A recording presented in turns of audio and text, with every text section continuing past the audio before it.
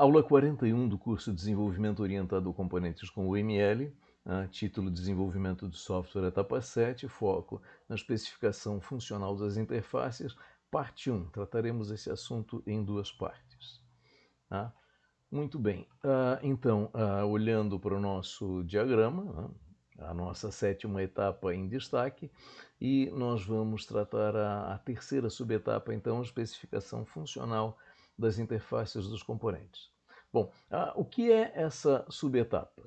Ela consiste, como digo aí, em descrever o que cada operação faz sob a ótica de um observador externo. Então, observem, na subetapa 7.1, nosso foco era o quê? A identificação das operações requeridas e fornecidas. Na subetapa 7.2, a modelagem comportamental, nosso foco era o quê? Olha, qual a ordem de execução dessas operações? E agora, na terceira subetapa, 7.3, especificação funcional das interfaces dos componentes, a nossa pergunta é: o que cada uma dessas operações requeridas e fornecidas faz?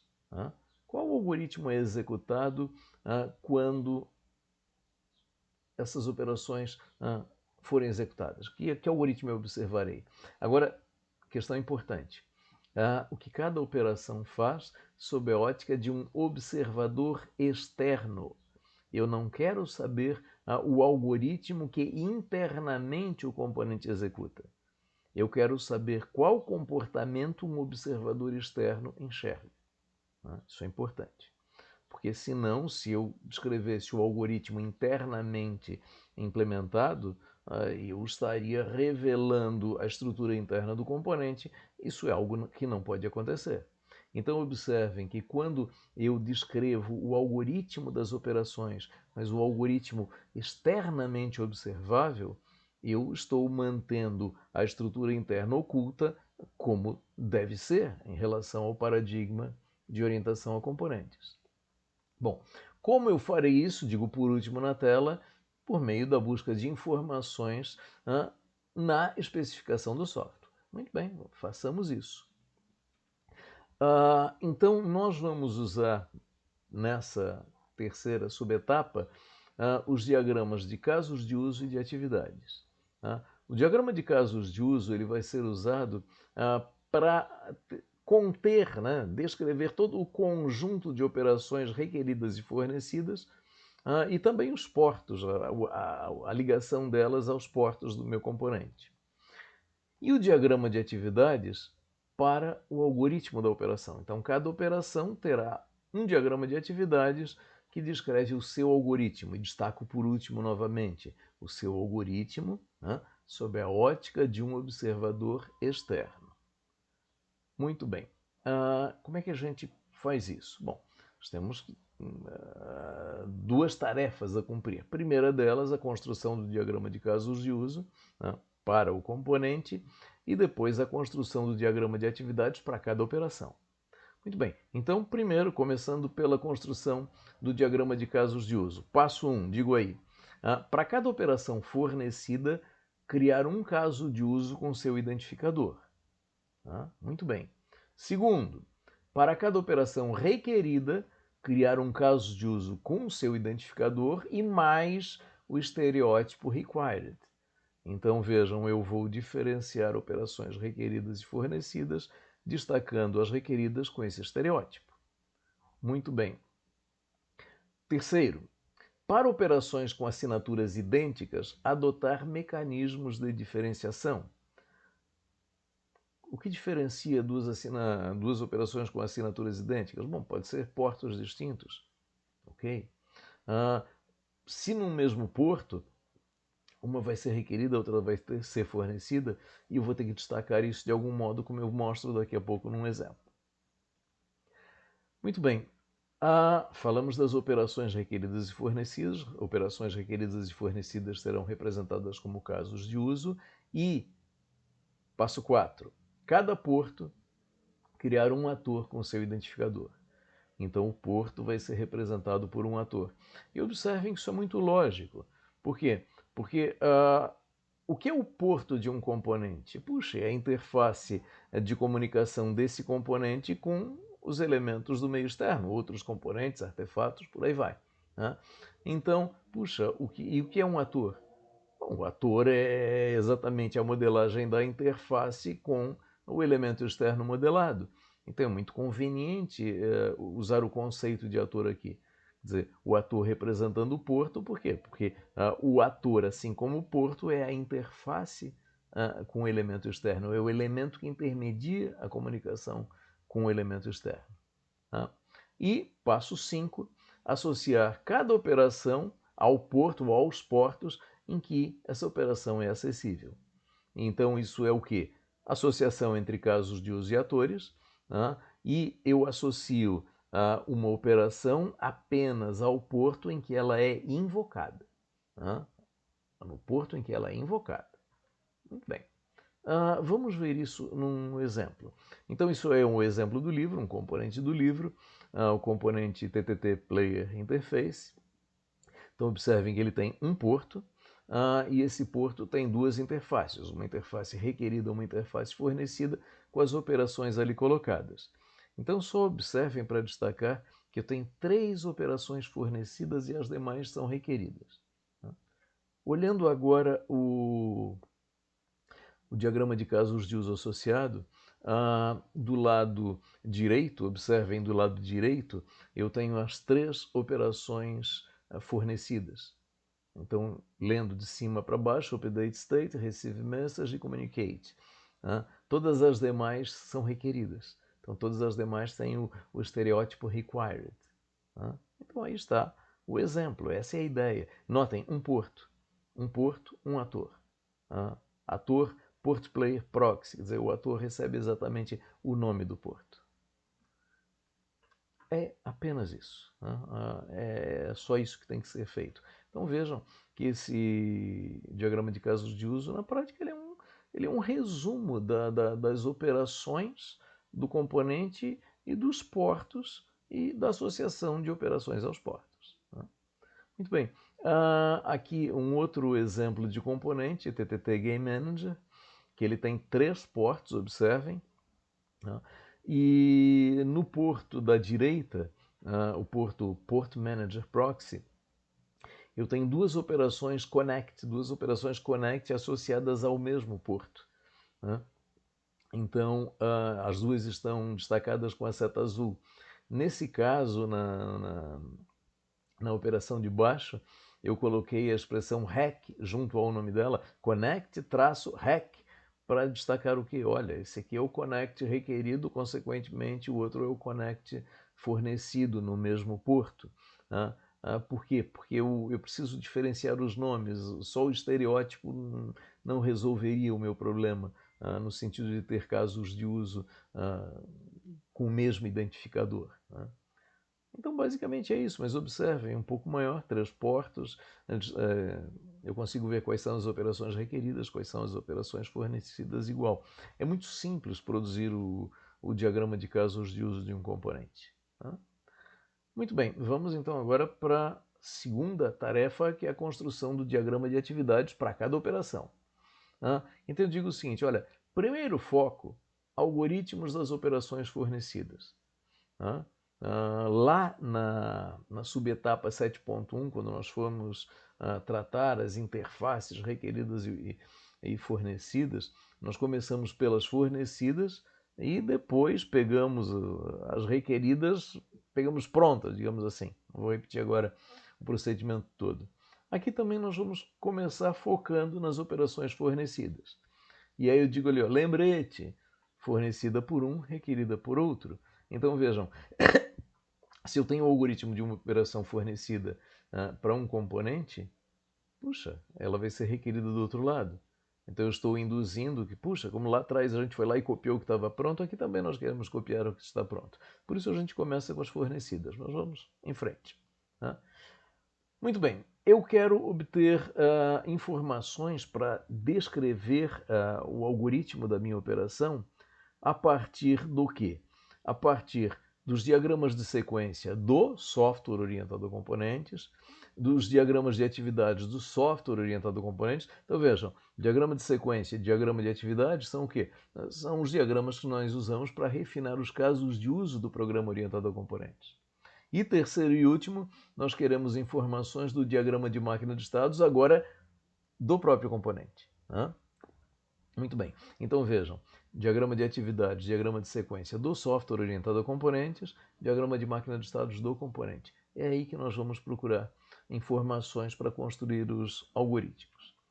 Muito bem, então os passos para a construção do diagrama de atividades de uma operação, de cada operação, focando nas operações fornecidas. Nessa aula eu quero focar nas operações fornecidas apenas. Tá?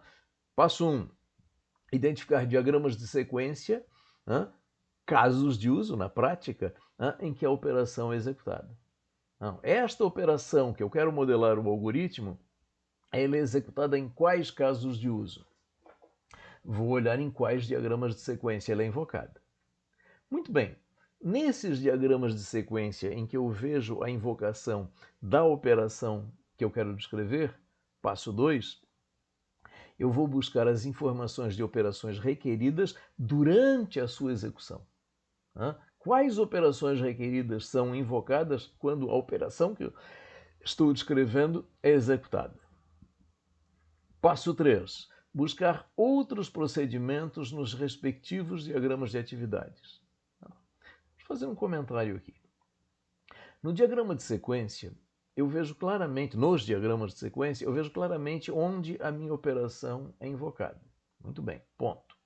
Também no diagrama de sequência, eu consigo ver quais operações requeridas são invocadas quando a operação oferecida que eu estou tratando é executada. Só isso que eu consigo ver no diagrama de sequência. Quais operações requeridas são invocadas e condições para que isso aconteça.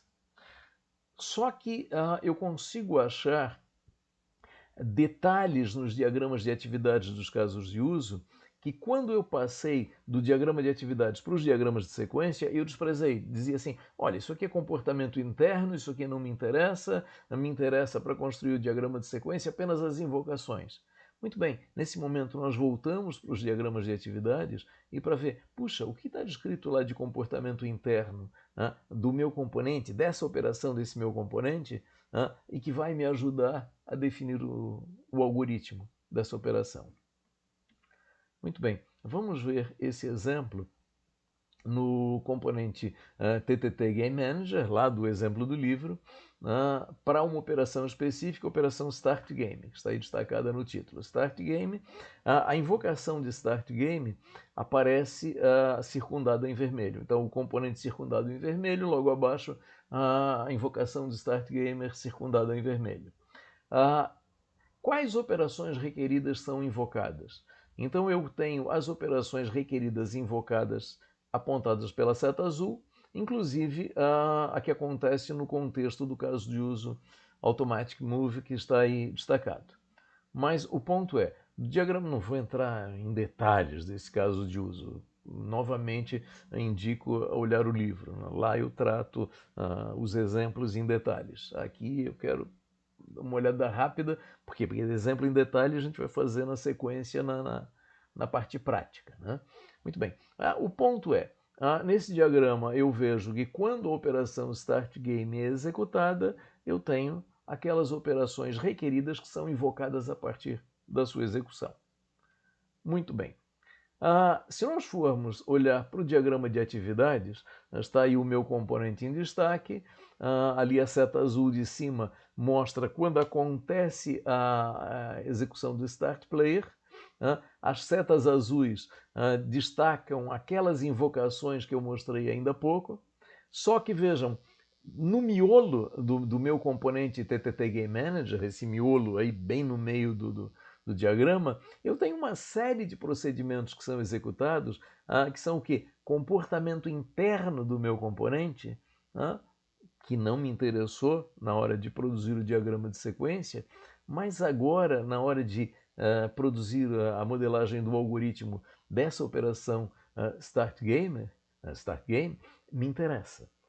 Então eu vou olhar, puxa, o que, que acontece quando eu mando iniciar uma partida? Olha, ele tem que verificar se a partida é contra o programa ou contra um adversário. Se for contra um adversário, puxa, será que eu tenho algum jogador disponível para jogar comigo? E por aí vai, define contra quem será o jogo, define quem vai começar a partida, define o símbolo que vai ser usado, etc. Então, tudo isso é o que é o comportamento interno do meu componente que agora me interessa. É o algoritmo da operação Start Game. Agora observem que é o algoritmo externamente perceptível. Me interessa o algoritmo externamente perceptível. Muito bem. E aí, pegando as informações desse diagrama, eu tenho aí a operação, que eu chamei apenas de start, com o parâmetro player, jogador. Isso aqui é a primeira parte da operação. Então, essa primeira parte é só a definição do adversário, se vai ser contra o programa, se vai ser contra um outro jogador, se eu vou conseguir escolher esse jogador, se o jogador que eu escolho vai estar disponível para jogar comigo ou não, etc. E a continuação desse algoritmo é a definição de símbolos, definição de quem começa a partida. Se quem começa a partida vai ser um jogador automático, eu vou ter que pedir para esse jogador automático executar o primeiro lance. E ponto. Então veja, puxa, mas saiu digamos assim, um algoritmo longo. Puxa, mas eu devia, como observador externo, enxergar um algoritmo de tantos passos? A questão é, esse é o comportamento que eu enxergo externamente? Sim, esse é o comportamento que eu enxergo externamente. Então, isso é o que tem que ser modelado. Agora, eu não estou dizendo aí que o algoritmo internamente modelado é exatamente esse, ou é muito mais complexo que esse, ou é equivalente a esse. Não, eu não estou pensando agora no que internamente é produzido, é executado pelo componente. Me interessa o quê? Qual é o algoritmo externamente observável? Então, alguém que olha de fora o comportamento do componente enxerga esse comportamento. Muito bem. Seguindo no nosso algoritmo, passo 4. Vejam que até passos 1, 2 e 3 nós olhamos para diagramas de sequência, diagramas de atividades. Passo 4, então agora nós vamos olhar para diagrama de máquina de estados. Então, passo 4, buscar as invocações à operação nas transições do diagrama de máquina de estados. Diagrama de máquina de estados da interface do componente. Atividades, sequência, diagramas da especificação do programa. Aqui da especificação da interface do componente, diagrama de máquina de estados. Aí, qual é a questão? Eu estou dizendo primeiro, olha, operação que pode acontecer em diferentes estados e pode levar a diferentes estados. Então, veja esse comportamento. A operação pode acontecer em casos de uso distintos. Quando eu vejo o diagrama de máquina de estados e eu vejo a evolução do componente, é a evolução do meu componente enquanto ele participa de casos de uso distintos. E uma determinada operação ela pode ser executada em casos de uso distintos e ter comportamentos influenciados pelo caso de uso em si que está acontecendo e, consequentemente, do estado em que o meu componente está. Que a grande diferença, digo ali no final, é o quê? É que no diagrama de máquina de estados, eu vejo o comportamento do meu componente participando de todos os casos de uso que ele participa. Enquanto que quando eu olho para um diagrama de sequência ou um diagrama de atividades, eu estou focando a minha atenção em apenas um caso de uso. Então, a grande diferença entre olhar o diagrama de máquina de estados agora é que eu vejo a participação do meu componente, a atuação do meu componente em todos os casos de uso de que ele participa. O meu diagrama de máquina de estados mostra isso. Enquanto que quando eu olho diagramas de atividades, diagramas de sequência, eu vejo os casos de uso fracionados, eu vejo um caso de uso de cada vez.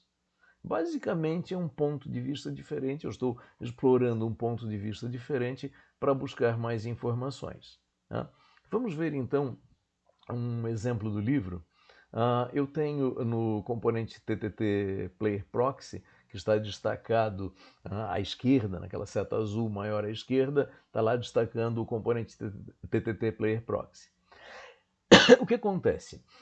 Esse componente ele tem uma operação chamada receive, receber, recebe um objeto, em que na prática vem, observem as setas colocadas ali, vem a partir de uma ação lá do servidor de jogo da velha. Então o servidor de jogo da velha manda o cliente receber um objeto, vamos ver o que significa isso, e isso atravessa a conexão e chega ao componente TTT Player Proxy. Muito bem, o que acontece com esse receber, esse método receive? O que ele faz? Então, se nós olharmos o diagrama de máquina de estados desse componente, eu estou destacando aí, circundando em azul, todas as situações em que essa operação é executada. E para cada uma delas eu digo, puxa, mas o que acontece? O que acontece em cada uma delas? Recebe o objeto e o que acontece na sequência? Olha, recebe e ele recebe essa invocação e ele faz outra invocação. Então vemos várias situações assim, olha, vários, se vocês olharem o diagrama, não vou ficar apontando agora, mas logo após o componente receber a invocação dessa operação fornecida, em vários casos, logo em seguida, ele faz uma invocação de uma operação requerida. Só que em operações requeridas diferentes aí colocadas. Então, várias situações, em vários casos de uso diferentes, em todos os casos de uso em que esse componente participa. Muito bem, levando já ao final da história, puxa, aparentemente a coisa me levou a um algoritmo simples. Sim, um algoritmo externamente perceptível simples. Mas esse algoritmo, ele resume todas as possibilidades que acontecem e que eu observo naquele diagrama de máquina de estados. Em suma, olhando esse algoritmo, um pouquinho mais de cuidado, logo do início, a primeira operação, o primeiro procedimento que ele executa é o quê? Avaliar o objeto recebido, avaliar o parâmetro. O parâmetro é um objeto. Que objeto é esse? Bom, duas possibilidades. Esse objeto ele é um estado da partida ou esse objeto é uma notificação. Bom, se ele é um estado da partida, a situação de cima, ele chama a operação requerida atualizar estado, update state, e acabou. Se for uma notificação, o que ele tem que fazer com essa notificação? Bom, lá no final ele tem que chamar a operação communicate para essa notificação aparecer na interface do usuário. Perfeito. Só que antes disso, observa, ele testa se essa notificação é uma notificação de desconexão ou não. Se não for uma notificação de desconexão, simplesmente chama o communicate e ok, aparece na interface e acabou. Mas se for uma operação de desconexão, ele tem que invocar uma operação de desconexão no outro porto. Ou ele manda o port player atualizar estado, ou ele manda o port player comunicar alguma coisa, quer dizer, isso é algo que vai aparecer na interface do usuário, ou nesse meio tempo também, ele manda o outro porto ligado ao servidor, ligado ao NetGames, desconectar. Então vejam, todas as situações possíveis de invocação dessa operação, que é invocada em vários casos de uso, esse algoritmo resume. Eu teria, digamos assim, mais dificuldade de enxergar esse algoritmo olhando vários diagramas de atividades de sequência distintos, porque eu veria cada caso de uso em separado, do que olhando para o caso dessa operação, olhando para o diagrama de máquina de estados. Então, na prática, a gente tem que olhar diagrama de atividades, diagrama de sequência, diagrama de máquina de estados e colher a informação útil que tem em cada um. Muito bem, passo 5. Peguei essa informação toda, finalmente produzir o diagrama de atividades da operação. Lembrando, de novo, falando isso pela 10ª, sei lá qual vez, algoritmo externamente perceptível. Eu não quero descrever a estrutura interna do componente. Então, eu não descreverei, não tenho a pretensão de descrever o algoritmo internamente implementado pelo componente. Eu quero descrever o algoritmo externamente perceptível apenas. E, sexto e último passo, com a visão mais aprofundada dos procedimentos, avaliar diagramas de atividades de sequência e da especificação do programa. Será que eles precisam de alterações? Então vejam, ao longo das práticas que eu fui executando, eu chamei muito a atenção puxa, a gente muda de ideia, a gente descobre coisas novas na medida em que vai evoluindo ao longo das etapas e a gente acaba mudando o que fez nas etapas anteriores. O que está sendo dito aí nesse passo 6, último passo, é exatamente isso. Olha, a partir dessa visão mais profunda das operações, olha, estamos chegando ao final da etapa 7,